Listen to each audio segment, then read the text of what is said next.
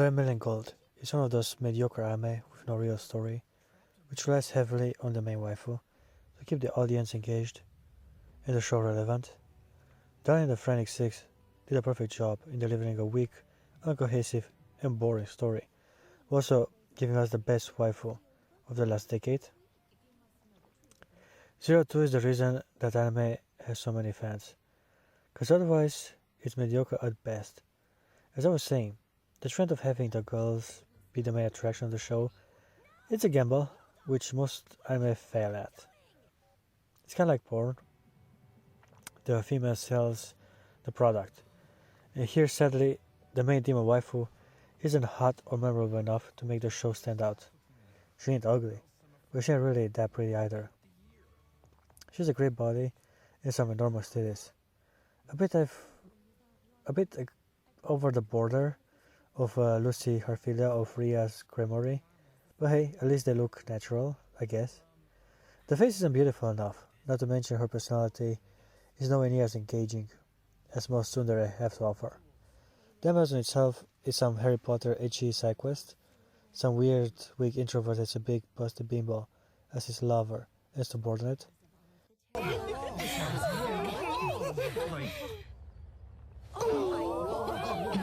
Yeah, the structure kinda resembles the older harem archetypes, but here it doesn't bother me that much, cause Alto is a relatively fun and agreeable main character. He acts insecure and afraid, but has some normal reactions towards nudity and other sexy times with his hot familiar.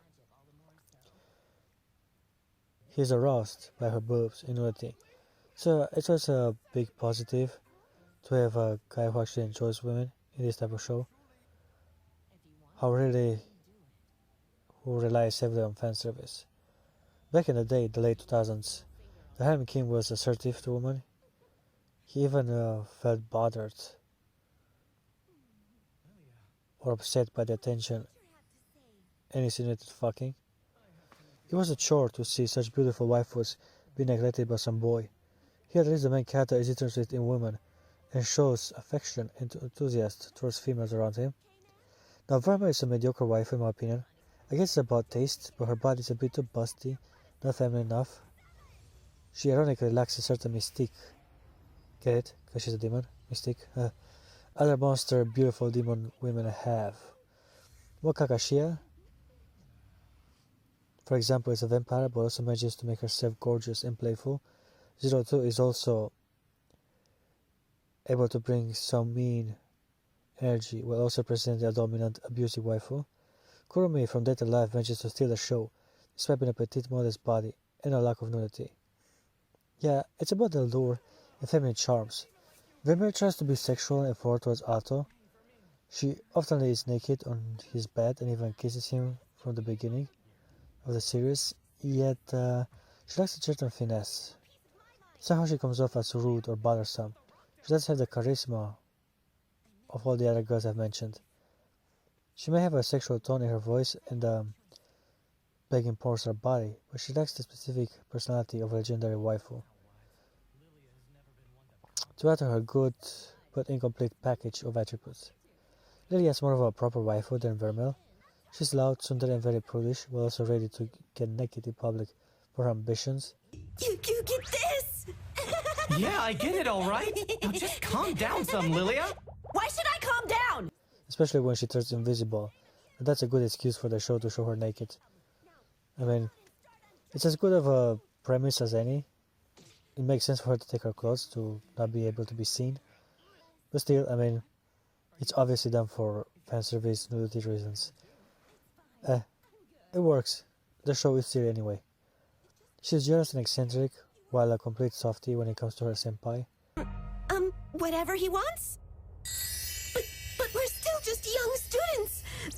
But if Alto really wanted... I love her type. She's a bright element of the series. I like how easily frustrated she gets. She gets visibly irritated when outmatched by other women. Even how she explodes into anger as to her petite frame and cute accessories and her pink hair. That version is okay. Standard stuff. However, Lisa has the better tone for her character. Now the art style ain't that great and the backgrounds are a bit lazy, the bright colors to help into giving it a more magical feeling. But the story is simply lame and unoriginal.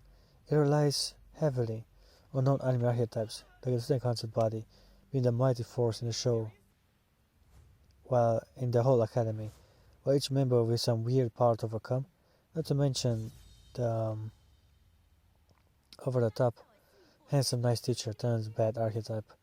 Yeah, Bleach did it once with Aizen. It was fun. You did all this, didn't you? Honestly, miss, I can't say I understand what you mean. But then a bunch of other shonen have taken this same scenario and turned into a trend to be added to a tournament arc and save the princess scenario. Also, on a funny note, at the end of episode 4, when Vermil was chosen to say what she likes most, she writes something similar with BBC, Big Black Cock. I mean, it has been debunked by far more mature anime goers, yet it is a funny running gag that I will use. Vermil! As I said in this video. Yeah, another strength of the show is the relationship of Vermil and Alto. They are a couple and work well with each other. Yeah, the romance is simplistic and one-sided, but at least we say some good stuff happen, and they seem to enjoy themselves quite often. Hey, if you're gonna have a shitty mediocre anime, might as well use its simplicity to your advantage and get the best of what's possible to be shown on screen. Does have a Southern Council president, and of course she's a sword lady. Sadly shame brunette, but white hair. Still, all the other attributes are there. Mean eyes, dominant personality, and of course long straight hair.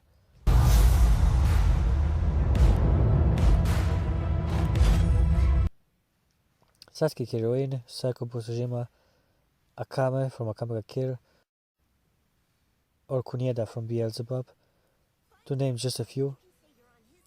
Kagura from Fairy Tail or Ikaruga from Senra Kagura are also prime examples, as well as Tomoe from Queen's Blade.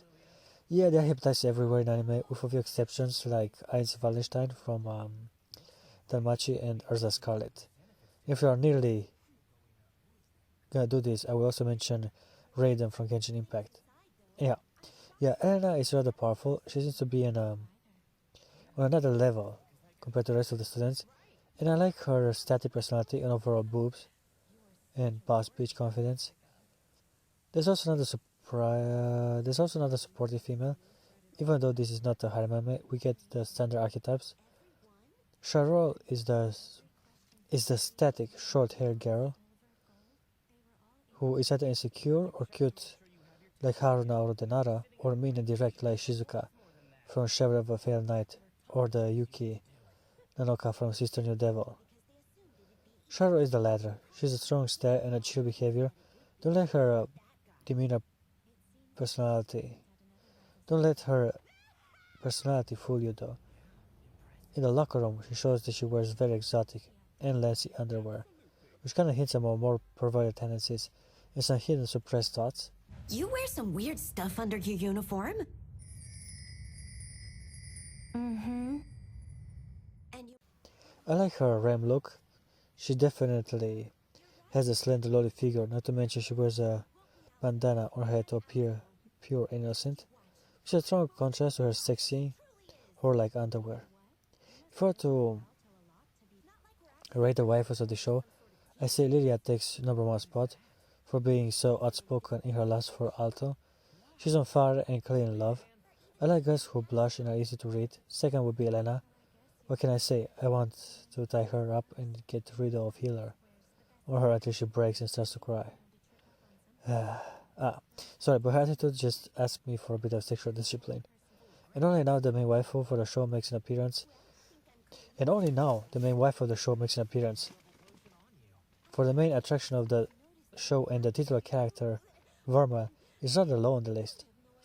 It's sad because she has plenty of quality goods, just her personality is lacking and pales in comparison with the other waifus I mentioned at the beginning of the video. Now for some reason the school president turns from a static neutral goals into an ambitious power-hungry demon wielder dominatrix. Rex forward.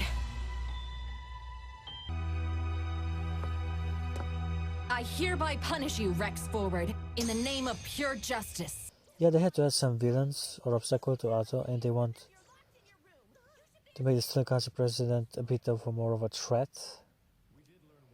The guys from the team are irrelevant, so they made the sword lady the more pressing matter. It's okay, I like seeing more of her. It's just wish she would have remained a more unattainable standard of power, who is still modest and content with the influence she already has. You might have said the Vermil is simply not attractive enough, or she's sexy, seductive. Now, would you like to join the executive committee of the Honored Student Council? However, her body seems mundane. Her pores and tits make her feel cheap. They're not like a premium opportunity, like the breasts of Luffy Harphilia or Sakubu Tsujima, but more of an added-on accessory to compensate for her lack of game.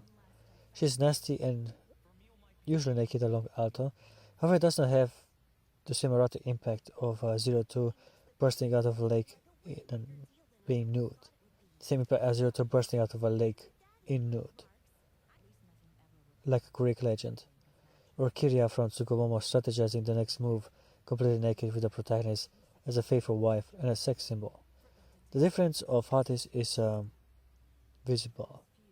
As the MC enters the changing room of the girls from the student council, it was more aroused and horny to see Elena in her underwear as to witness the bare breast of her big boob demon lady.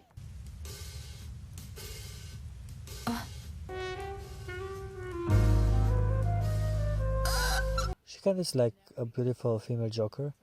Not Harley Quinn, because that would be super hot.